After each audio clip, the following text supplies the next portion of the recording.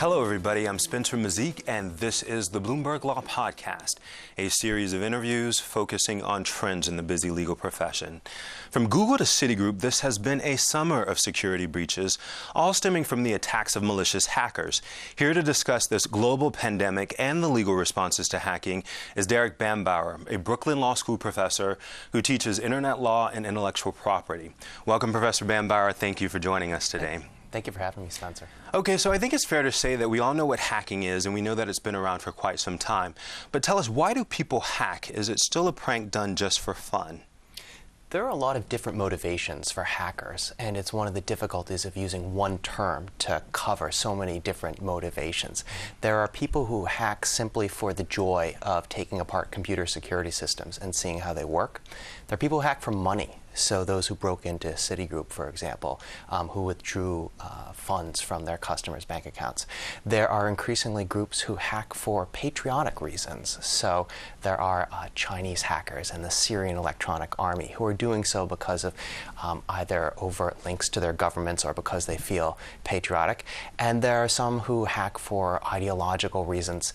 And then there are some who simply seem to hack for fun, that they do it simply because the challenge is out there. Yeah, and speaking of the for fun or for bragging rights, I read a report last week about something called swatting, which is when somebody hacks into your phone line or your internet line, dials 911, and then says that they're holding people hostage at your location. And so they do this, and then of course a SWAT team shows up at some unsuspecting family's home, but they do this for bragging rights, like you said, they do it for fun. And we've talked about the reasons why people hack, but tell us, who are the hackers? I mean, have the hackers changed over time?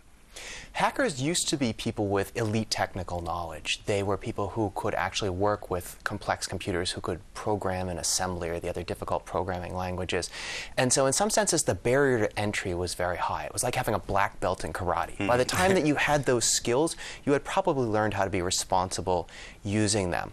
But the internet changed everything. So the internet not only diffuses information, it diffuses tools. And so one of the reasons for the explosion in hacking is that now there are essentially prepackaged kits that you can use, the so-called script kiddies. Where so there's really a kit where you can use to learn how to hack into something? There are, in fact, commercial products that you can buy that do this. And that's legal?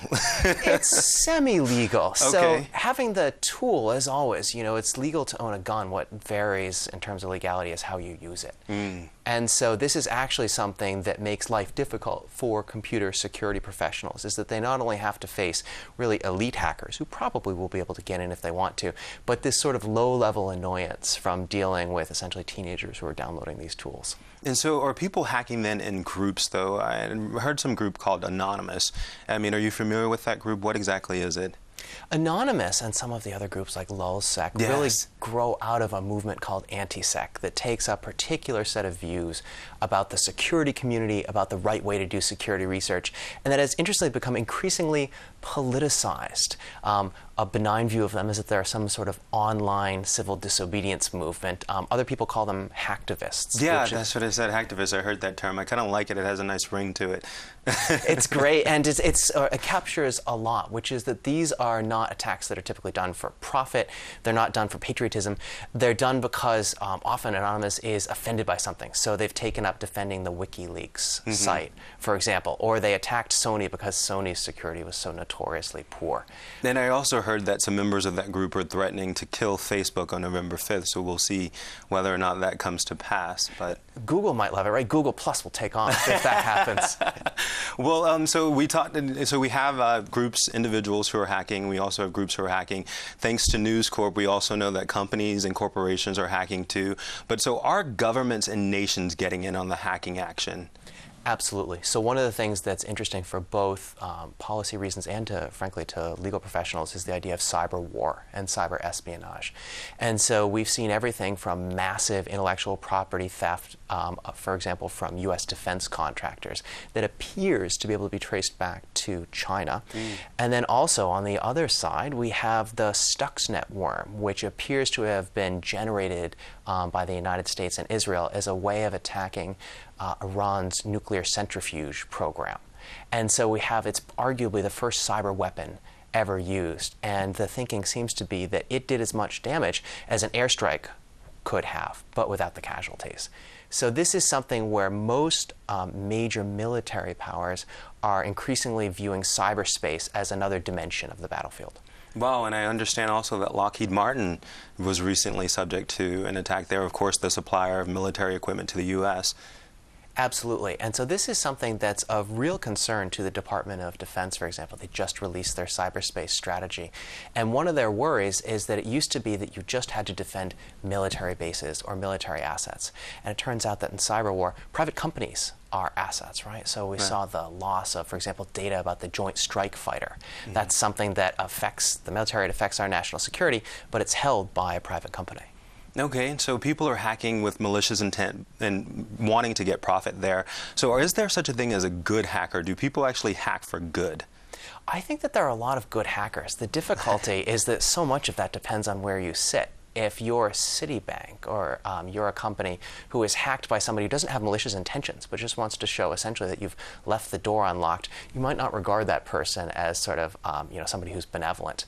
But the security community tries to draw these distinctions between the bad guys, black hats, the good guys, white hats, and the people you can't really tell whose side they're on, the gray hats. It's actually lifted from Westerns, the sort of classic Hollywood movies. And the white hats are an interesting group because they're freelance security researchers, or maybe they work for a company like VeriSign. And what they do, either independently or because they have a contract with a company, is to essentially test how easy it is to break in. Oh, that's great, but I think that's a great idea, don't you? To have somebody testing to see whether or not your system is safe or not, or secure enough, or that you're even protecting sensitive information. Absolutely. It's really necessary, and I think these days it's almost part of corporate due diligence to ensure that your valuable assets, your proprietary information and so forth, is secure. And there's a little bit of an ostrich-like tendency with security sometimes that you just don't want to see the problems that are there. But the difficulty, of course, is that that means that the black hats are probably using them against you. Yeah, that is true. Well, and speaking of the black hats, we talked about, I mentioned in the intro that this was a summer chock full of hacking. So what are some other recent examples? So we saw the hack of the website of the Hong Kong Stock Exchange. Yeah, I read that 3 days in a row. Is that true? It seems to be that they were actually able to take down part of the website. And that's, when I first read this, I wasn't quite as worried about it because websites are sort of like posters. The ability to tear down a poster isn't that profound. But it had an effect, which is that they were trying to release, for example, earnings information. Yeah. And so it really affected their ability to do business. So sometimes even things that are really small or simple hacks can make a real difference. And IMF actually was another one. I think that they disclosed in June that they suffered an attack, but it actually occurred much earlier than that, even before the May 14th date of Strauss-Kahn being arrested on that date. But I read with IMF that the attack that they used was something called spearfishing. What exactly is that? We've all probably received a phishing email. It's something that looks dodgy and says, oh, you need to reset your password, or your email account is over its quota. And it turns out it's not from your organization at all. It's from somebody in an Eastern European country. Spearfishing is the much more clever version of this. If phishing is a net, spearfishing is exactly as it implies. It's a laser-like attack. And what it's intended to do is to use the weakest point of any security system against it, which is the people. And so it's something that you or I might open an email that's actually from a hacker, and we'd believe it because it says something like benefits change, or it looks like it comes from our manager. And then when you open the document that's attached to it, it exploits a vulnerability on your computer or in an application, and the attacker can then use it to comb through your company's networks for data. Well, I mean, and speaking of getting the phishing emails, I think I received something that looked like it came from UPS that actually said that I had packages waiting for me, and in order to find out what the packages are and where they were located, I needed to click on an attachment, which of course I did not do, but was that an attempt to hack into my computer? Almost certainly, and the question is whether this is sort of generalized trolling, trying to find somebody who will actually open up the email, or whether they were targeting you. And UPS is a good one. And I used to feel badly, or sort of, wonder if I was sort of peculiarly subject to this, but no, it turns out that FBI Director Robert Mueller almost entered all of his banking information into a phishing site that looked like Bank of America. Wow, that's amazing. He was about to click the button and his wife made him stop.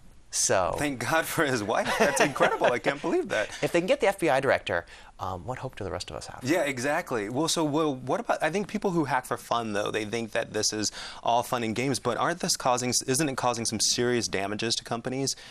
It has the potential to. And the difficulty is that so many of the things that companies rely on now are virtual. So it's not things that you produce or things that you have, it's information that you possess. And oftentimes that information is valuable simply because other people don't know it. Well, and I read something about like the average organizational cost in the U.S. for a data breach in 2010 was about $7.2 million, which is just kind of insane to me. But is there a way, though, to prosecute the people who are hacking? Does the Computer Fraud and Abuse Act, is that the primary federal statute to go after prosecuting hackers? It's one of them. And so the Computer Fraud and Abuse Act is all about people who are doing something they're not authorized to do on your computer system or your computer network. Increasingly, Congress has tried to give prosecutors additional tools. So there has been, for example, criminal penalties for violation of intellectual property laws, for example, anti-wiretapping laws. And increasingly, clever prosecutors are also turning to state law, which is the sort of thing that most lawyers tend to ignore in these situations. Just as but why is that, though? Why do lawyers just ignore it, the state law generally? I think because we think of the internet as something that crosses borders. And when we deal with that, we're used to thinking of the federal government. Got it. But it turns out that states have been even more worried. And so some of their laws are broader and hence more helpful to prosecutors, even than things like the Computer Fraud and Abuse Act. Well, what kind of penalties are out there for hackers? They can be significant. So something that's felony hacking can be punishable by up to 10 years in jail. And often what prosecutors will do is they'll attempt to make multiple charges stick. And so what they'll do is what's called charge stacking. So they'll be able to get multiple penalties for essentially the same act. When what I want to know about, though, is international hackers. What about the folks who are hacking from international waters? Are we able to go after them and prosecute them either through the Computer Fraud and Abuse Act or any other federal legislation? In theory, we have the ability to go after people via federal legislation, and there's also something called the Convention on Cybercrime, which the U.S. has acceded to. They're a member of the Convention on Cybercrime. The difficulty is that it's very hard to pursue people across borders, just as in sort of the classic physical world. It takes time and money. You have to get the cooperation of other governments. And there are some governments who are actually willing to shelter hackers, either because the hackers are essentially acting with their interests in mind, or simply just because sometimes it's good business. Yeah, and some people say with Google's recent attack, they suspect that maybe China, the Chinese government, might be behind it, partly because of who they were targeting with that. I think that they wanted to get, the Gmail usernames and passwords from senior U.S. government officials, Chinese political activists, officials in several Asian countries, military personnel, and journalists. But I wonder, though, if we were even able to identify who those Chinese, the people who were in China actually hacking, whether or not we'd be able to prosecute them because the U.S. doesn't have an extradition treaty with China. It would, practically speaking, be very difficult. What makes this even harder is that it's not clear that these particular hackers were working for the Chinese government, but their interests are almost certainly aligned with the Chinese government, and China encourages this sort of patriotic hacking movements. And this is the whole difficulty with hacking internationally, is that Google was able to trace these attacks back to China, to a province in China, but the trail ends there. So you know where it comes from, but you don't know who it is. Well, and I want to turn now and talk to protecting sensitive information, because I think part of it is if the companies do their responsibilities in protecting information, then it makes it less difficult to hack. But with that, I'd like to talk about Sony. You mentioned it earlier, and with reference to Anonymous, and like you said, part of the reason why that group went after Sony again for a second time in June was because they wanted to expose and reveal the fact that their sensitive information was still unencrypted. So is there kind of a universal standard for protecting sensitive information?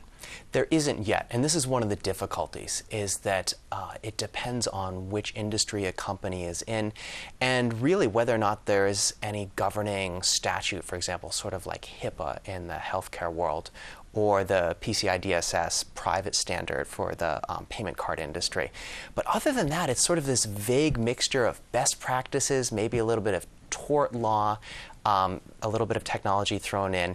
And so, for example, we see that even though it's relatively cheap to encrypt information, to make sure that if somebody loses a laptop, a hacker can't just read the data right off the disk, it still is the exception and not the rule. And even on a state level then, I mean, there's sort of like this patchwork of regulation, I imagine. But that might make it confusing for companies, though, to comply with any particular law, does it not? It's very difficult for companies, and this is one of the reasons that we've seen a push, even by affected companies, for example, for national data breach notification, because right now they have this patchwork of state-level data breach notification laws, and it's very difficult if you're a national company to comply with all of them. It gets very costly. And so, as strange as it is, you see companies actually calling for federal legislation in this area. Yeah, it's interesting. And also, I guess the FTC, the Federal Trade Commission, kind of governs this area, and they have put out a set of guidelines and what companies can use to aid in protecting sensitive information. So what do they recommend? Right now, the FTC is very focused on questions around privacy, and their thinking is one of minimization.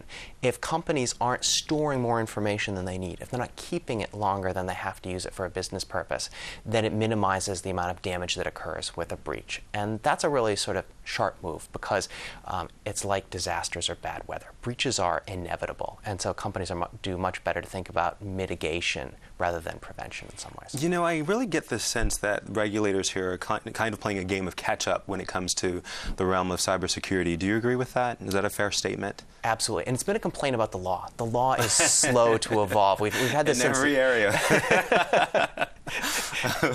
And so it's why it's really important in some ways to not just depend on regulation by law, but also to look to industry best practices, brand reputation, for companies to see that better security practices are actually in their own business interest as well as in the interest of their customers. All right, well, we're going to have to leave it there, but thank you very much for joining us. We appreciate your insight. Thank you very much, Spencer. When we come back, our spotlight on contributed content. We'll be back in a moment. Digital technology has transformed the way we live our lives. We can access any piece of information at any time from anywhere. We can share ideas with thousands of people instantly. Staying up to date with breaking news and events is easier now than ever before. All this lets us keep pace with the world in real time. Yet, have any of these innovations been applied to the way we research and practice law? Starting today, the answer is yes. Welcome to Bloomberg Law, the first and only real-time research system for the 21st century legal practice, created by the leading provider of data and information services. A single search feature with access to legal, news, and company databases provides you with powerful legal research results and a holistic view of your clients, filtered so you know the information you receive will be relevant every time. Customizable legal, financial, and news alerts keep you ahead of your clients and in tune with their world.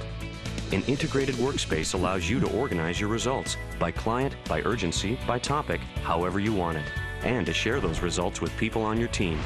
Log in now to experience Bloomberg Law. Now it's time for our Spotlight on Contributed Content. This is a segment where we highlight an article that was featured in one of our Bloomberg Law reports. Today's article comes to us from Tim St. Clair of Turner Pageant. The title of the article is Minding the Store, Addressing IP Theft in the Workplace. As technology has advanced, the majority of corporate assets are now intangible intellectual property, and mechanical safeguarding has become somewhat ineffective. This article offers some basic steps to protect your patents, copyrights, trademarks, and trade secrets from corporate theft. You can find it in the August 8th issue of our Bloomberg Law Reports, Intellectual Property Law on the Terminal and IPLR Go, or at BloombergLaw.com. Articles are contributed to us for publication by practitioners, law professors, and other legal experts. To find out more about how you can contribute, please visit our BloombergLaw.com. A special thank you to Tim St. Clair for that contributed piece. And again, our thanks to Professor Derek Bambauer of Brooklyn Law School. Bye, everybody. All right.